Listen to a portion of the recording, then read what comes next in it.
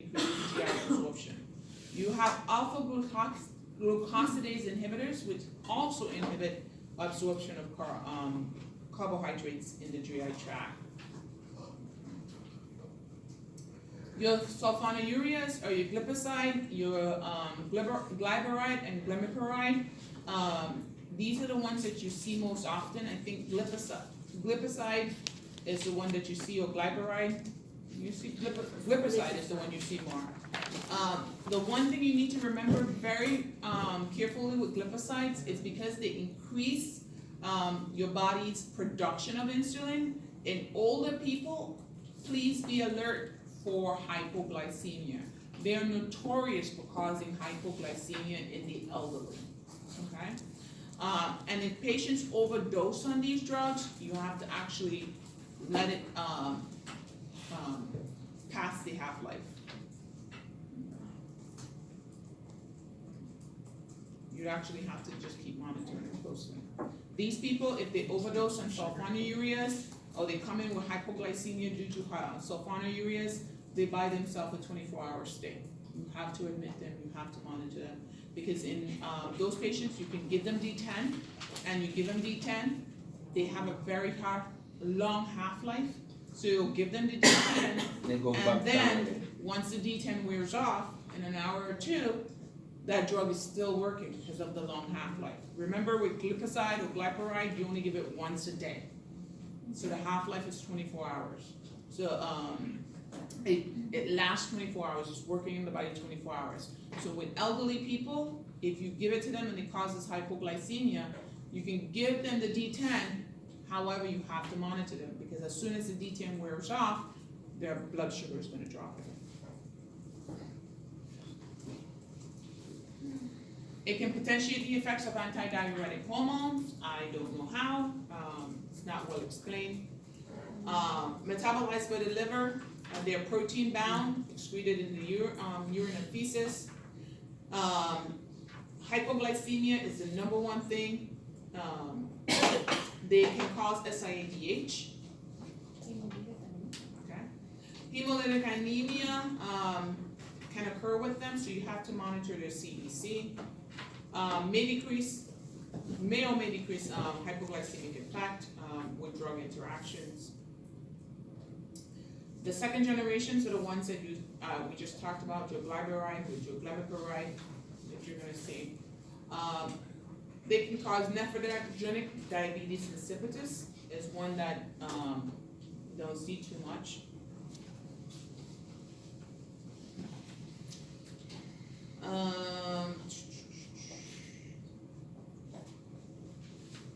Avoid clomipiride, which is your another sulfonylureas. These are these are your first generation diabetic sulfonylureas that we don't use much anymore.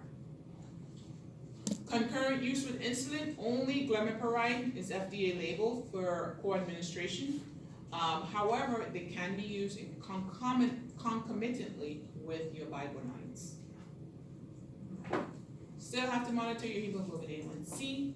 You want to do a CBC because of the blood dyscrasias that can occur with it. Your biguanides, your glucophage or your glucophage XR, these are extremely nephrotoxic, especially if used with other nephrotoxic agents. That's why you have a patient who's going for a iodine-induced lab. You actually have to stop the biguanide for at least 24 hours before, because you can actually send the patient into renal failure. They're extremely nephrotoxic. You have to monitor.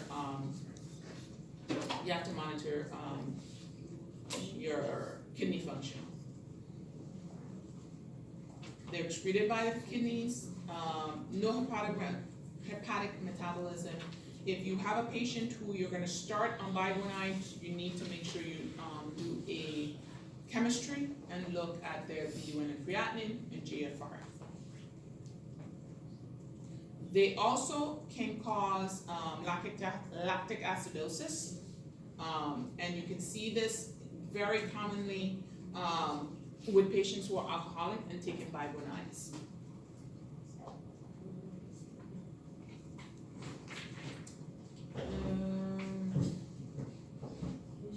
48 hours, not 24 hours, in iodine-based mediums.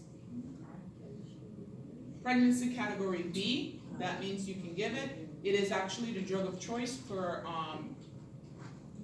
gestational diabetes. Not recommended for people under 10, and B12 anemia deficiency you want to watch for. Lactic acidosis can occur, especially if, in patients who are dehydrated.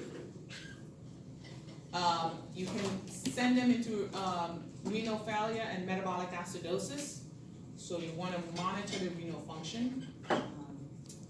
Liver risk disease can increase risk of lactic acidosis with fibromyalgia, but they're actually one of the safest.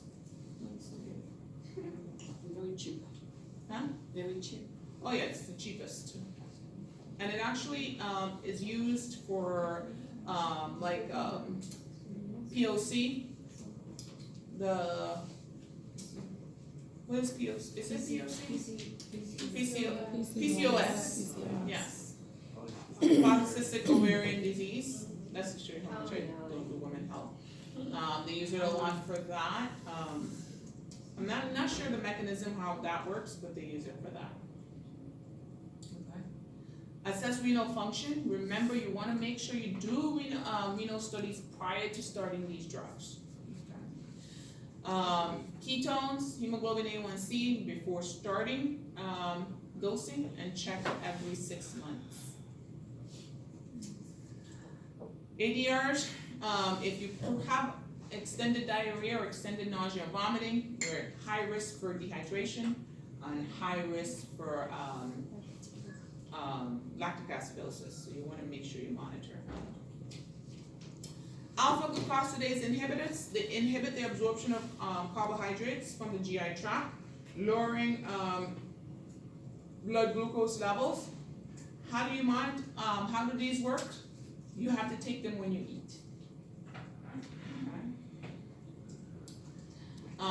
They are not monotherapy, because imagine you have to take them every time you eat, and people still can be high risk for uncontrolled diabetes with them.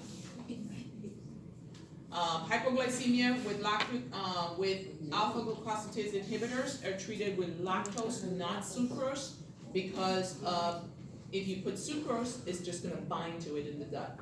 So you use lactose so the body can metabolize it into sucrose.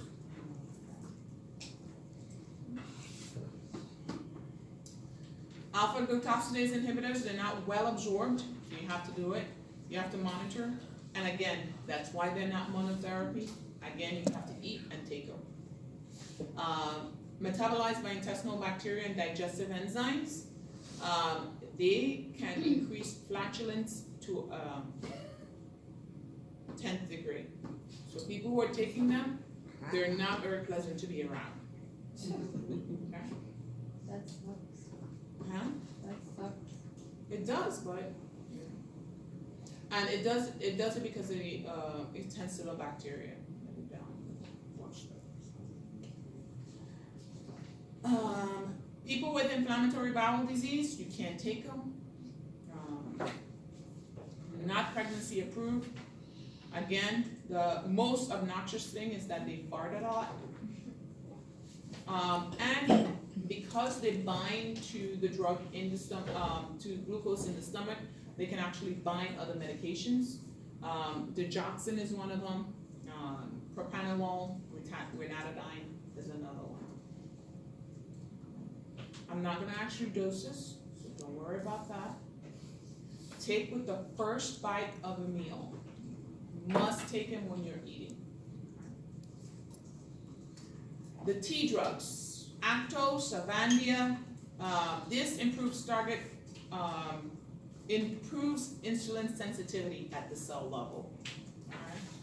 All right. Does anybody remember what Avandia was on the market, was removed from the market for? Avandia. Oh, Fluid retention exacerbates heart failure. Okay. They actually had removed it temporarily and then they put it back. Absorb rapidly, metabolized by the CYP450 enzymes, secretes it in the urine. Okay. These are pregnancy category C, so you're gonna use them if you necessarily have to. Again, fluid retention. In someone who's a heart failure patient, you really don't want to start them on these because you can have exacerbated fluid retention with them.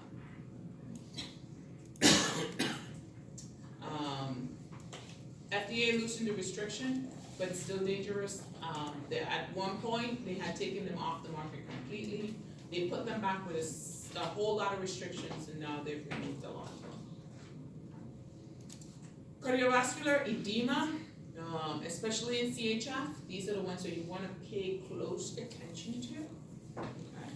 And someone who is taking birth control and using these drugs, they interact with the birth control, so they have to use secondary protection.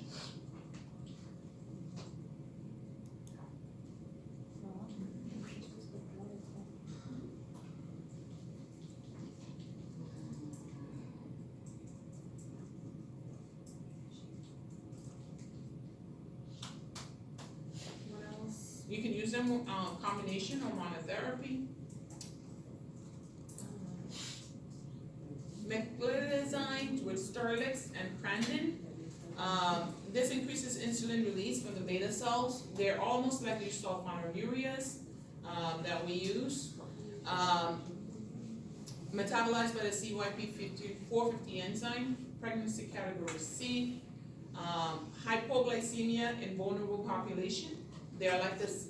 So if you have a patient who is elderly and the two drugs that are there are meclizines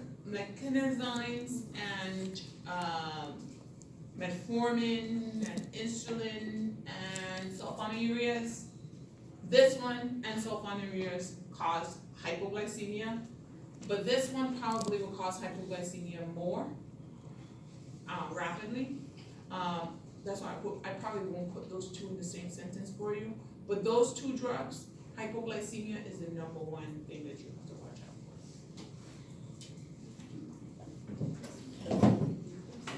for.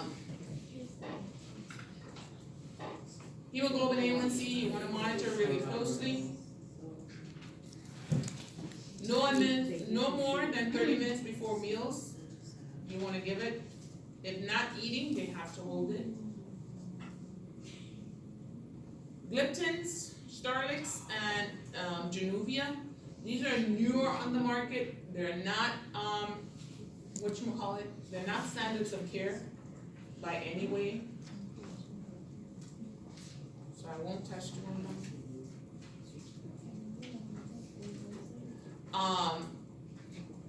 If you get a question on this, they'll be asking you what you have to watch out for if you give it with an ACE inhibitor, and it's angioedema.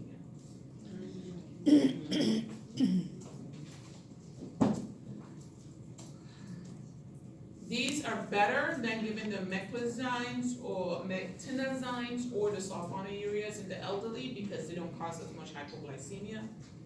Again, you still have to monitor renal function. Bayetta is another one, actually promotes insulin release from the pancreatic beta cells. It is not a standard of care. It's gliptin-1 and agonist. Pancreatitis is something that you have to look out for in these patients. Metformin and sulfonylureas you can combine it with. 60 minutes before meals, and these are injectables.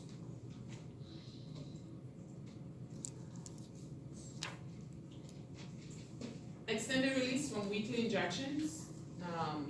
They use, again, these are by no way, shape, or form are these things standards of care. The standards of care you're going to see are your metformin.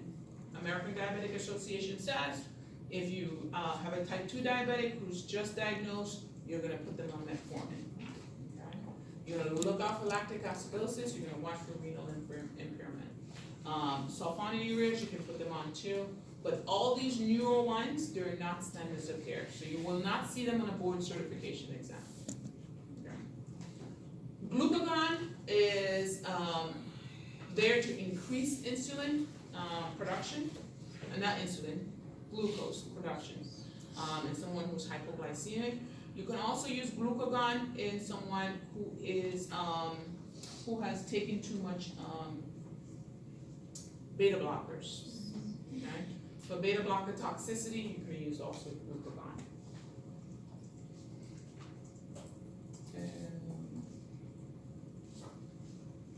Well absorbed after parental administration. Pregnancy category B, so it definitely can use with a pregnant woman. Reversal hypoglycemic, prevent low sugars from colonoscopy after 3 days of prep. You're not eating, drop your blood sugar. You have to let people know it's in the house so that someone who goes hypoglycemic, you can actually give it to them. Again, this tells you which oral diabetic agents do what. So insufficiency upon endogenous insulin, you're gonna sulfonylureas, the metclidines, or your DP4 inhibitor. Tissue insensitivity is your D drugs. Impaired response to beta cells, meclizines, and excessive production of glucose by the liver is your biguanines and your alpha glucosidase inhibitors.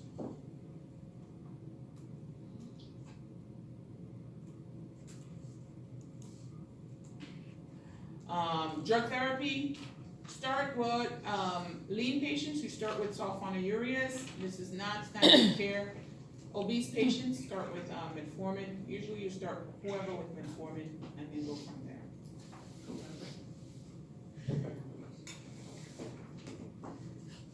Children, metformin and insulin are the drugs of choice for children. You want to put them on these as fast as possible.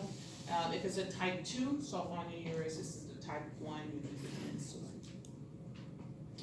How are you going to treat their blood pressure? ACE inhibitors. Remember, ACE inhibitors for nephroprotection. If they kill their kidneys in between, you stop it. And then if they have to go on dialysis, you start it again. Okay. Statins for hyperlipidemia. Remember, if they're diabetic, you want their blood glucose less than 100. Okay, because they are thrombotic. Nephropathy, ACE inhibitors are ARBs to protect.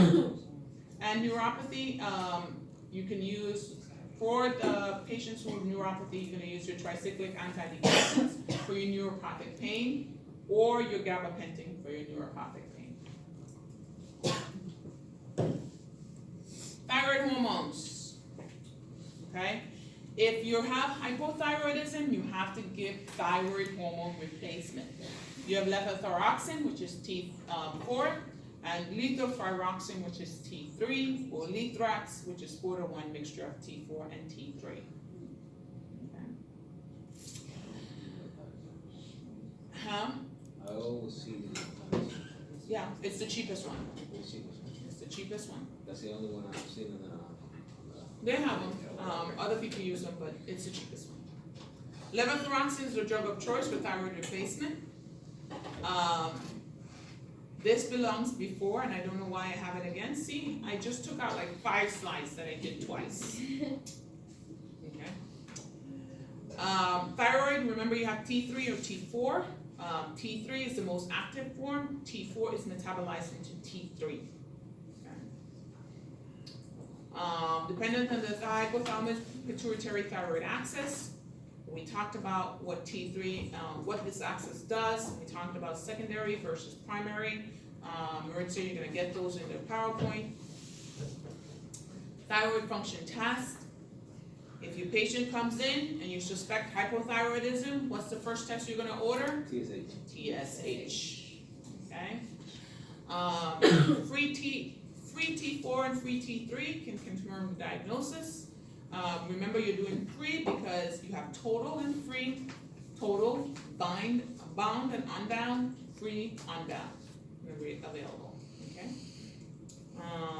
hypothyroid, not enough, hyperthyroid, too much, you have congenital Hashimoto's thyroiditis, which is autoimmune, disorder with TSH receptors are damaged, you have subacute thyroiditis, which is an inflammatory, process of the thyroid. Secondary, which is hypothyroidism caused by the pituitary gland, and then tertiary caused by the hypothalamus. We know what hypothyroidism looks like, hair loss, apathy, all that stuff. Goal is to correct the hypometabolic state and return to euthyroid. Replacement is advised in all pregnant women. You have to replace this in pregnant women, or the fetus is going to suffer. Okay, the fetus is going to be mentally retarded because they cannot develop without thyroid. It's minimally excreted in the milk. Children with hypothyroidism need treatment. You must treat them at birth. They must be tested at birth and treated at birth. Oral absorption is erratic, so you must monitor levels. T4 is converted to T3 in the body. Levothyroxine produces both hormones.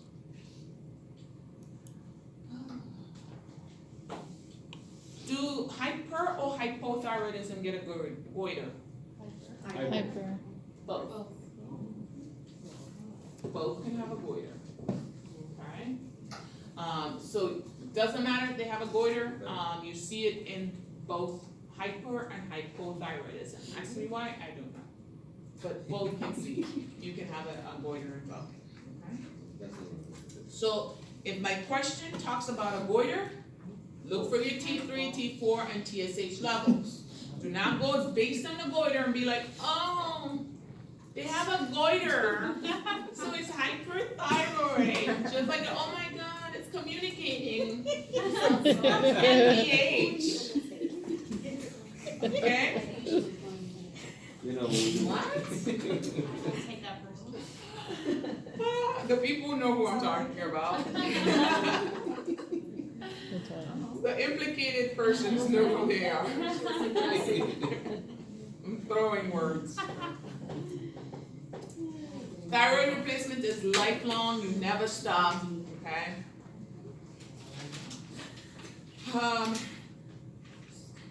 You just said that.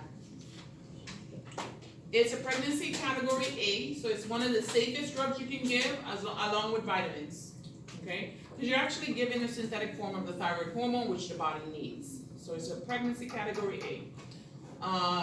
You have to give it to children, no matter what. If you give too much thyroid hormones, you can give increased you can cause a hypermetabolic rate, which can cause chest pain, blood pressure increase, everything that hyperthyroidism has. If you give it, it can actually be an ADR of giving hormones.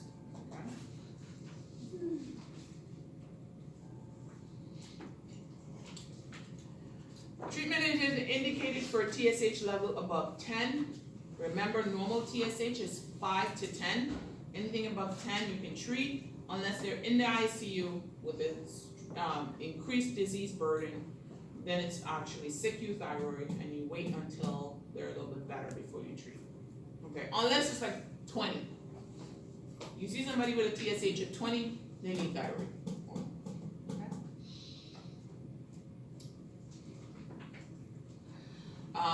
I don't ask dosage, but I will ask you 50 milligrams versus 50 micrograms. It's always given micrograms. Always micrograms, but I do catch people all the time. It's like my way of catching you, make sure you're alert. And I catch a lot of people. Okay? It's always given micrograms. So it's always micrograms, not milligrams. Okay? I said it again. I hear somebody ask me. Okay.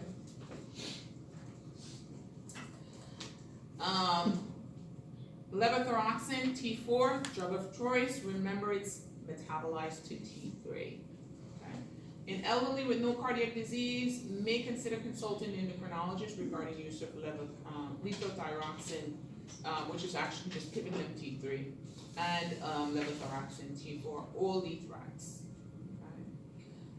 Okay. TSH should be measured 6 to 8 weeks. Remember, it's not instantaneous, so you monitor them after a while.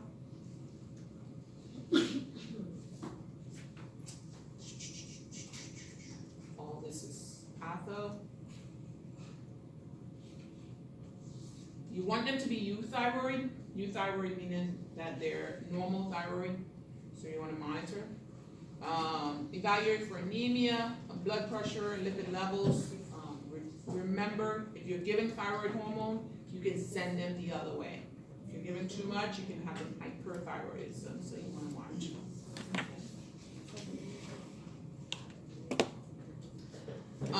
Drug, take on an empty stomach, take first thing in the morning. They have many drug reactions, so they usually tell you to take it by itself, so that you actually get the full effect of the drug. Okay? Hyperthyroidism, we want to give anti-thyroid drugs. So we want to knock out the thyroid, PTU or methimazole. Okay? This is what your hyperthyroid patient looks like. They are just hyper. Okay? Remember, you have to treat the underlying pathology. Okay? Whatever the underlying pathology is what you have to treat in hyperthyroidism. So if it's Graves' disease, it's an autoimmune, you're going to probably treat them with prednisone or steroids to help with the autoimmune process. Okay. Your antithyroid drugs, PTU or methimazole, blocks the synthesis of thyroxine and thioridazine. Again, you need to figure out what it is causing it. PTU is 75 to 80% protein bound. Methimazole is not.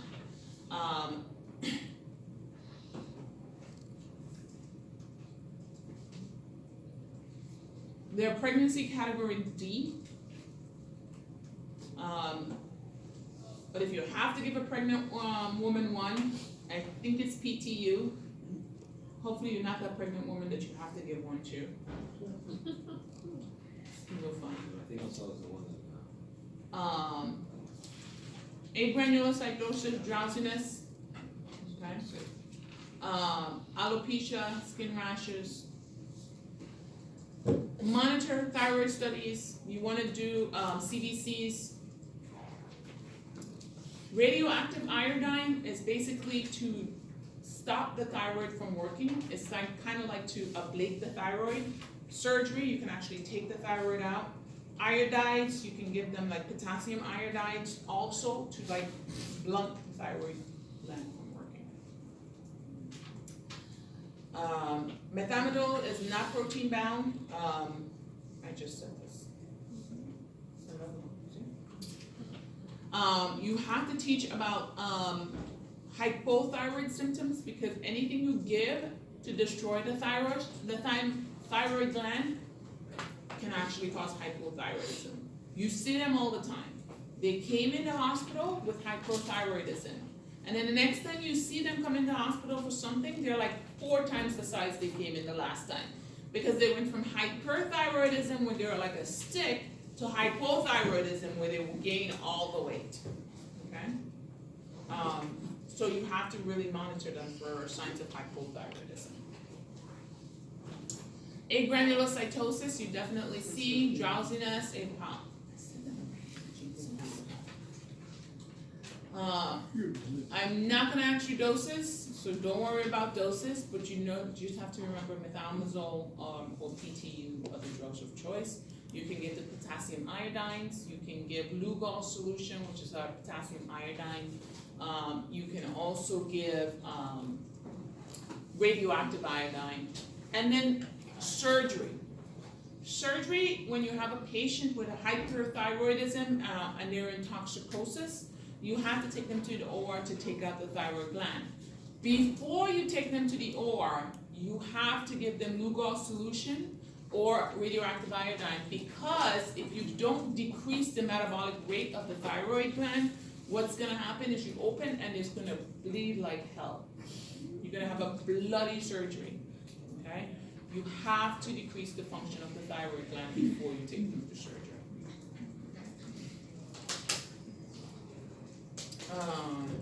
Again, if you take out the thyroid gland during surgery, they become hypothyroid.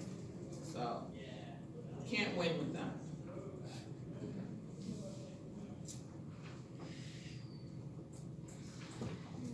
Look at that.